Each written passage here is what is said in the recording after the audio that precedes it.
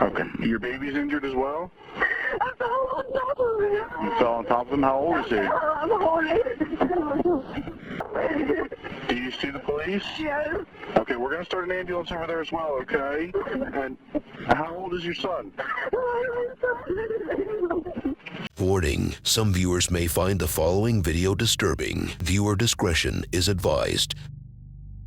In the peaceful town of Bridgeton, New Jersey, Nakira Griner's world would turn upside down as she became the victim of a brutal attack.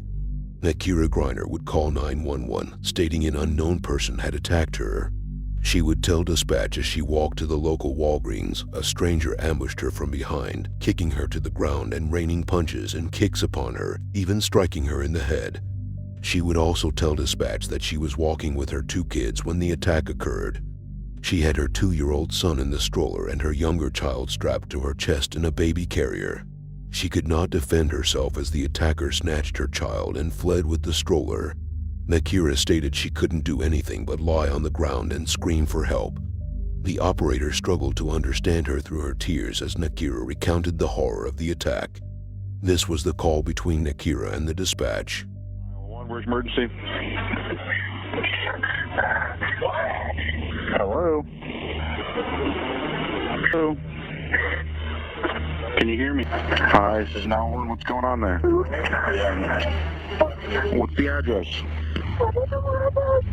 Are you at a house? Are you in a street? What? You're hiding? Okay. Are you in a house or are you on the street? You're on the street? What's your name? I need you to, listen, ma'am, I need you to try to slow down, okay? What is your name?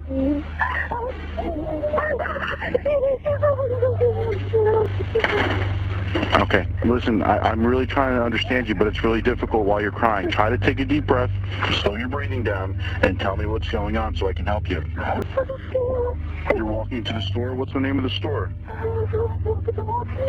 Walgreens? Alright, do you know where you're at right now? Can you describe what you see around you? I was running. Who are you running from? Someone pushed me right here. Alright, where are you right now? What do you see around you? Do you see a house number? I'm in Bridgeton. You're in where? I'm in Bridgeton. The bushes of where? Are you on Giles Street, do you know? Need an ambulance? I ran with my side hurt. Were you jumped? I think you put me on the ground. Alright, okay. Your baby's injured as well? I fell on top of him. You fell on top of him? How old is he? I'm holding. Do you see the police? Yes. Okay, we're going to start an ambulance over there as well, okay? And how old is your son? When officers arrived at the scene, they found Nakira in a state of distress, screaming and telling them that her son had been taken from her. She relayed the same story to the officers as she had to the dispatch about how she had been attacked by a stranger while on her way to Walgreens. The officers immediately launched a search for her son Daniel and called for a bloodhound dog to try to get a scent and locate him. A few blocks away from where Nakira Griner stated she was attacked, officers would find the stroller that her son had been in. The investigators asked for a description of her attacker, but she could not provide one. She stated that she saw nothing as it was dark from being attacked, and she was shocked. The officers immediately began canvassing the area, talking to residents and business owners, but no one had seen or heard anything. The investigators gathered surveillance footage from the area, and upon reviewing it, they found that what Nakira Griner described never happened. She was not seen being attacked, kicked, or punched, and this made everyone question her motive for calling 911. This also debunked the story of her son being abducted, as it was never seen on the surveillance footage. The officers also noted that Nakira Griner had no injuries to her body or face, even though she claimed that she had been attacked. As the investigation progressed, the community came together to support her family, sharing tips and information to aid the police in their search. But as day turned into night, the fate of Nakira's son remained unknown, and the case was becoming a mystery. The officers were conducting multiple searches and questioning everyone who might have seen something, but all leads were going cold.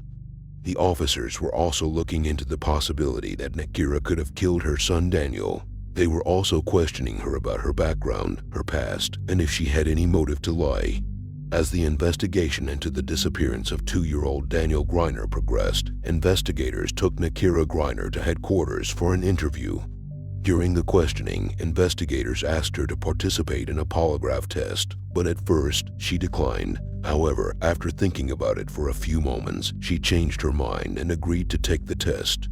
The results of the test showed that Nakira Griner had failed and that she was being deceptive.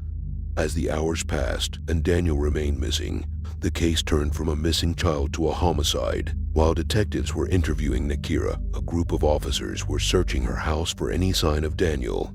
Upon arriving at the Griner residence, the officers noticed that all the windows were open and fans were running. As they walked into the home, they were hit with an awful burning smell. While searching for the source of the smell, they discovered burnt human remains in some black trash bags that were in the backyard near the shed. During the search, officers also discovered a large pink handbag in a bedroom that contained dismembered and burnt remains of a child. Upon asking Nakira Griner's husband who owned the pink handbag, he stated that it belonged to his wife. The handbag also had a shoe print consistent with the Ugg boots that Nakira was wearing that day, and it had dirt on it. The investigators noted that Nakira Griner had dirt marks on her knees consistent with the dirt on the bag. The burnt remains were positively identified to be Daniel. The same day that Daniel's remains were found, Nakira Griner was arrested and charged with murder. During questioning, Nakira admitted to hitting her child for not eating breakfast. She said that she was upset, and since Daniel wasn't eating, she smacked him and screamed at him. When he would cry, she would hit him more to make him stop. She also admitted to hitting him so hard that he had bruises on his face. Nakira also talked about how Daniel fell down a flight of steps and how she didn't help him. It was as if she never cared for her son. An autopsy determined that Daniel died from blunt force trauma, and he had suffered multiple bone fractures. It was a truly tragic end to a young life, and the death of Daniel shook the community to its core. After her arrest for the murder of her 2-year-old son Daniel, Nakira Griner entered a plea of not guilty. Her public defender described the child's death as an accident and stated that her client had tried to seek help for her mental health issues and postpartum psychosis. Despite her plea, the evidence presented by the prosecution was overwhelming and pointed toward Nakira's guilt. A mental health evaluation was conducted, and the evaluator found that Nakira Griner was indeed suffering from postpartum psychosis, a severe mental illness that can develop after giving birth. However, the evaluator also found that she could understand the nature of her actions and their consequences of them. Based on this evaluation, a judge found Nakira Griner competent to stand trial.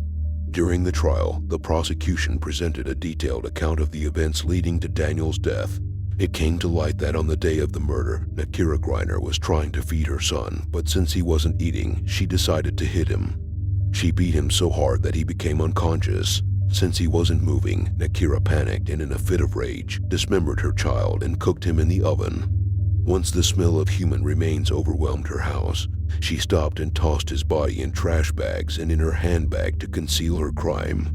The prosecution also presented evidence of a history of abuse towards Daniel by Nakira, including bruises and fractures found on his body during the autopsy. The defense argued that Nakira's mental illness led to her actions, but the prosecution argued that her actions were premeditated and intentional. A month after her arrest, Nakira's attorney filed a motion claiming that her husband participated in the abuse and crime. The husband did admit to hitting Daniel days prior to his death with a belt because he wasn't listening. Since there was an admission, he should be considered a suspect as well, stated Nakira's attorney. In the end, Nakira Griner was sentenced to life in prison without the possibility of parole for the murder of her son. It was a tragic and shocking crime that left the community in shock and mourning for the loss of a young life.